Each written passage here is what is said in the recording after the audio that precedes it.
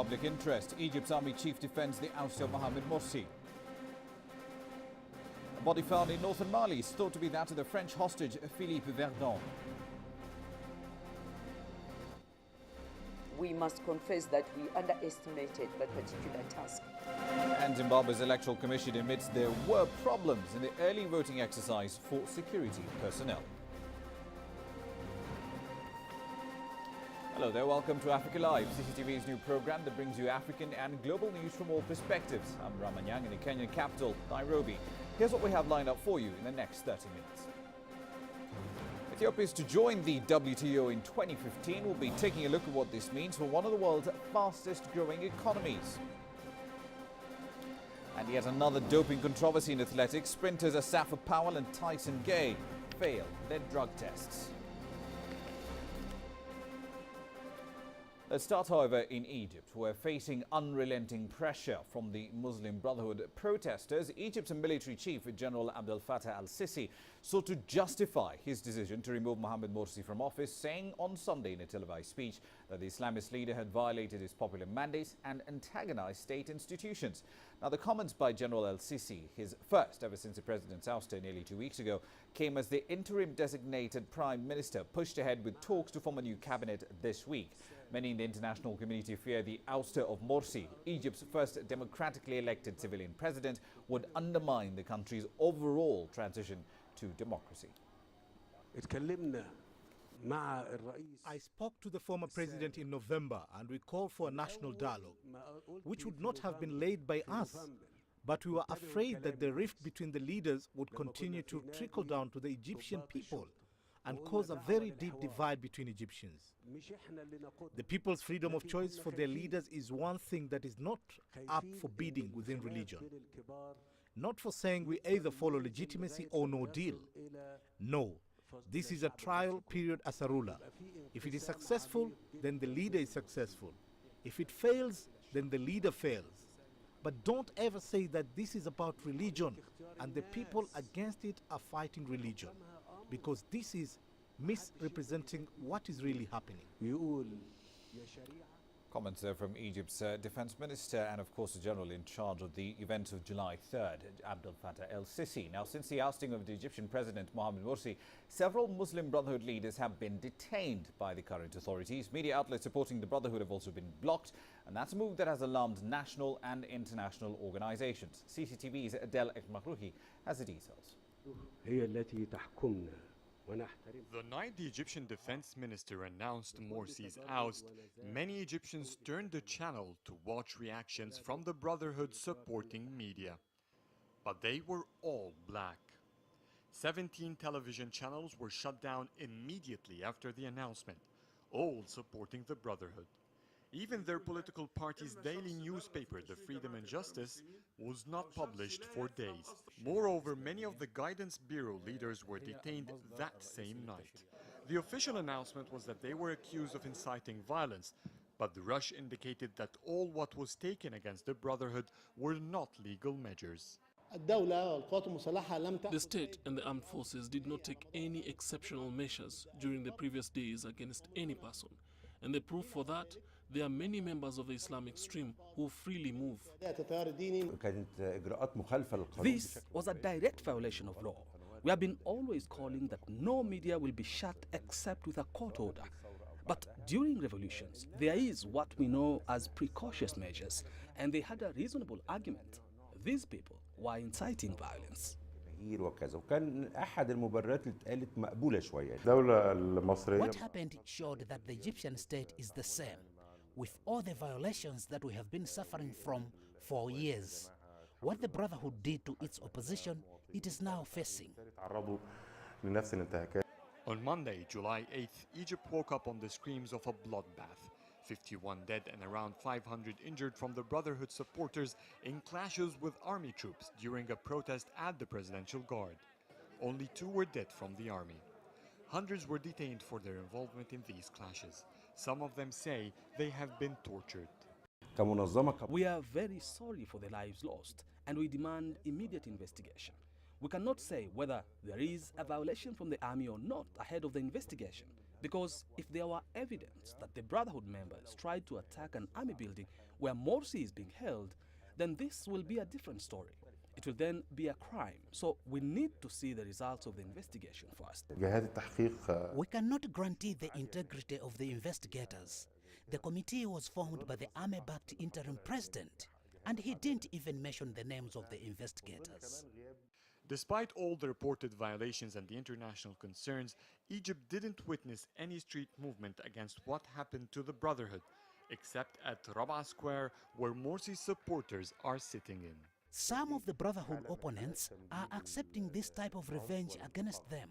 But it doesn't mean they agree to the methods. They will realize the dangers, but later on, exactly like what happened when the SCAF ruled after Mubarak. In 2011, after Mubarak stepped down, the army clashed with protesters at the Prime Ministry. Activists at that time took the street in massive rallies, cheering down with the army fall. However, when a similar scenario happened with the Muslim Brotherhood this month, many of them looked away and some gave the army an excuse.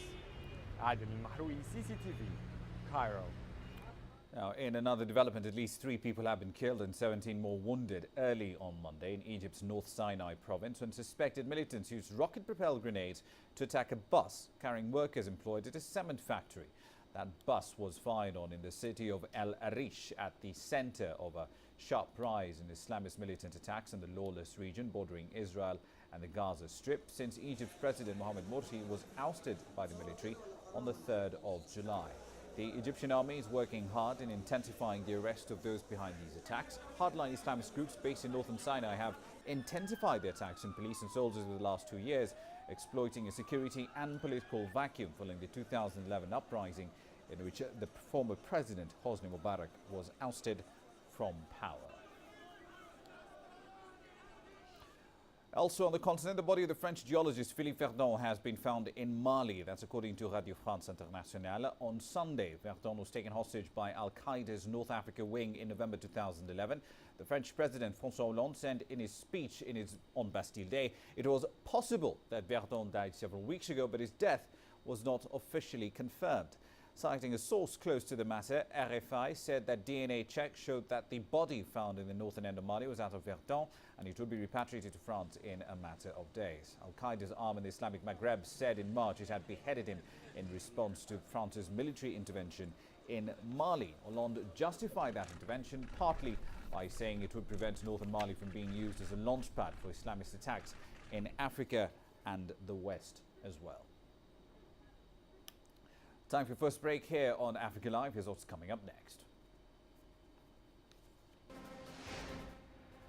We must confess that we underestimated that particular task.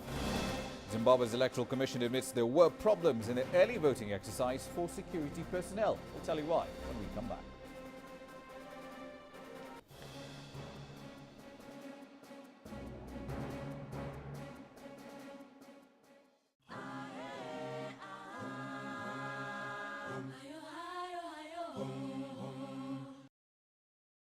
We follow the latest trends in global politics, economics, culture and sport, and how Africa fits into the global picture.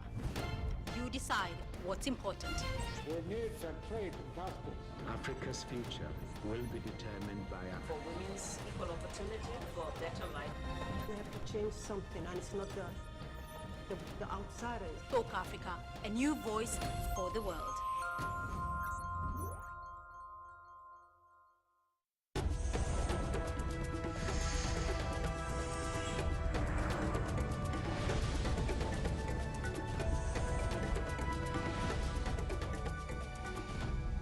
Welcome back. Zimbabwe's Electoral Commission acknowledged there was quite a bit of chaos at many voting stations on Sunday, as early voting started for police and security personnel who will be on duty during the nation's crucial elections on the 31st of July. Now, voting materials were not delivered on time for the special vote for service personnel. At one voting post in Harare, police officers waiting in line pushed each other following long delays. Witnesses said the voting had not started at all elsewhere in Harare and provincial centres. Now, the Electoral Commission had said it was ready for this early voting exercise. Voting at most polling stations started at a very slow pace at all these centers that we designated as the special voting centers. This was mainly due to the fact that we delayed in dispatching ballot papers to the centers because we're still sorting them out and actually redirecting them to the respective polling stations. I wish to advise that the printing of ballot papers delayed even beyond our own expectations. We must confess that we underestimated that particular task. Still staying on the southern end of the continent, as Mandela Day approaches, one of Nelson Mandela's grandsons, Zondwa Mandela, says he hopes the global icon will recover enough to spend his birthday at home, but concedes that ultimately is something only the doctors can decide. CCTV's Maria Galang has more. Not just thinking about Nelson Mandela's grandchildren, Zondwa and Zoleka, attended an early birthday celebration for the anti-apartheid icon at a school in Johannesburg on Sunday. Addressing the crowd of children, aged between 5 and 10 from Bertram Junior School, Zondwa said it was crucial to continue the legacy of his grandfather, who valued education above all else. Zondwa added that he was hoping the former president would be well enough to come home for his 95th birthday on July 18th.